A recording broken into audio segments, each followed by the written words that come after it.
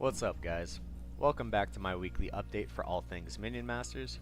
As of recording, today is May 31st, and I'm going to be covering all the current updates, the meta, and all the things to look out for this week. So let's start up with the updates from Beta Dwarf. We've got a big event for this week. It's the finals of the Tri-Team Tournament. The three heroes that were in Team Brawny before are now going head-to-head to decide who will unlock a new legendary card. Players who unlock Apep's chest will be pushing for the Musketeers to be the next legendary card. Those who unlock Rappo's chest will be pushing to unlock Scrat Tank. And when you unlock the chest for Volko, you will be pushing to unlock Flaming Combustion. I know personally I will be playing a lot of Volko for this event to try to unlock the Flaming Combustion spell. It seems to be the only legendary card that is unique based on the description alone. Musketeer seems like it's just going to be a melee succubus, and while that sounds like a powerful card, we just got the Prowler, so it feels like it's going to be hard countered before the card even comes out. Scrat Tank seems fine, it's just another high health minion, and this game already has plenty of high health minions, but Flaming Combustion has a description unlike anything else in the game. It says it's a powerful surprise spell, and it requires a sacrifice. First off, we don't have any surprise spells in the game. I have no clue what that means, and I'm very interested to find out. And second off, it would be the first card in the game that requires a sacrifice, so I'm really interested to unlock this card and get to play with it. I barely play Volko. In fact, he was my last hero to unlock, yet I'm still going to be grinding out some games to unlock this card. If you guys want to help me, feel free to swing by my stream. I should be playing a bunch of Volko games this week. Stop by, get a free Volko key, and let's win the Tri-Team Tournament for Flaming Combustion. Now let's get into the nitty-gritty of all the balance changes. Living Statue has received a moderate buff. His health has been increased from 1,000 to 1.2 thousand, and his damage has been increased from 100 to 120. I don't know if this is enough to bring him back into the meta, but it is a welcome change for sure. I do like the playstyle with Living Statue, since when you play this card, you can set up for huge bushes behind this behemoth, but when you're on defense, you can see this thing coming from a while away and you have plenty of time to react. Blastmancer and Spiritmancer have both been buffed. They both have had their damage doubled, going from 5 damage to 10. This is quite a sizable buff since their attack speed is still the same, but I still don't think these guys will be constructed worthy. Usually you counter a swarm deck with cards like Fireball or Reboomer that can get a pretty immediate value and are flexible enough to deal with things that are outside of the swarm. This is a noticeable buff for draft though, because typically you don't have good answers for a swarm of minions, so these guys might be worth trying out in your draft picks now.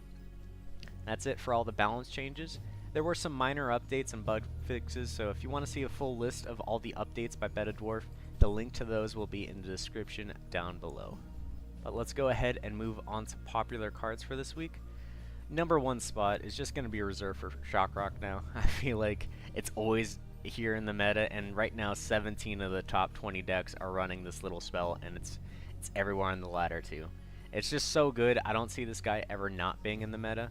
You get a cheap stun that can be used offensively and defensively. It does damage to remove shields and kill low health minions like Blood Imps or Reboomers. Make sure to get practice with this card because it is very versatile and can really reward high level play. And if you don't already have this card, you need to craft it. After that, we got the STINT bikes. These are cheap, high value minions. Not only do they deal with flying units as well as ground units, but they have enough DPS to deal with most other early game cards. They're cheap units for taking bridges, and they're also great added support to any minions that can't handle dealing with flying minions. These guys being as powerful as they are really makes them an easy staple in the meta, with many decks running 2 to 3 of these guys. Blood Imps are also making a pretty major return. These guys are great at taking bridges, cycling your deck, and can be used as emergency cleaver protection if really needed.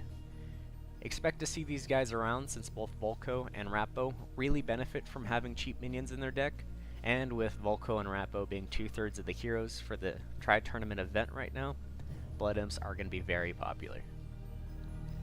So then what's a cheap way of dealing with Blood Imps? Well, Illusory Cleaver, and Illusory Cleaver is in the meta once again. It's a cheap 1-cost minion that will deal 30 damage to all minions near it when it dies, instantly killing things like Blood Imps and Scrats.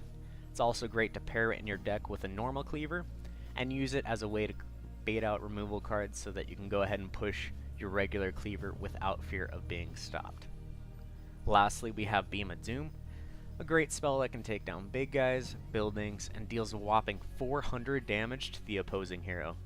You can place it in front of a big swarm of minions to stop an entire push with one spell, or you can use it to deal with giant threats like Colossus or Red Giant. Positioning with the spell is key, so be careful each time you use it. If used properly, you can get a massive tempo swing on your opponent, but if used poorly, you will sit there with 6 mana less and wondering what the hell you did with your life. And that's going to be all the cards in the meta right now. This is usually where I would want to move on to the heroes in the meta, but it doesn't really make sense to do that this week with the Tri-Team Tournament event. The 3 most used heroes are obviously going to be Volko, Rappo, and Apep, since they are the 3 heroes who contribute to the tournament. I recommend you play Volko since I'm curious to see the new Flaming Combustion spell, but play whatever you want and just have fun with the event. But if you're like me and you want to join Team Volko and you're not sure how to play him properly, I've prepared a Volko deck that is pretty cheap to craft and does pretty well on the ladder. The deck is Illusory Cleaver, Boomer, Elite Swarmer, 2 STNT bikes, Shockrock, Rammer, the Legionnaires, Beam of Doom, and Cleaver. This deck has a lot of cheap options to take bridges and get the full potential out of Volko's first trait. Then it also has high damaging melee units to push heavy core damage and get value from Volko's third trait. Plus, it's got great spells like Shockrock and Beam of Doom that are flexible enough to use for offense and defense. That's going to be it for me today, guys. I hope you guys enjoyed the update. Feel free to swing by my stream if you want to get some Volko keys, and I'm going to leave you on some gameplay of that Volko deck.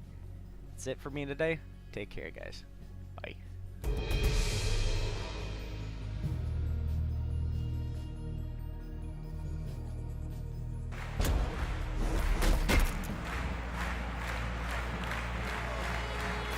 Showtime!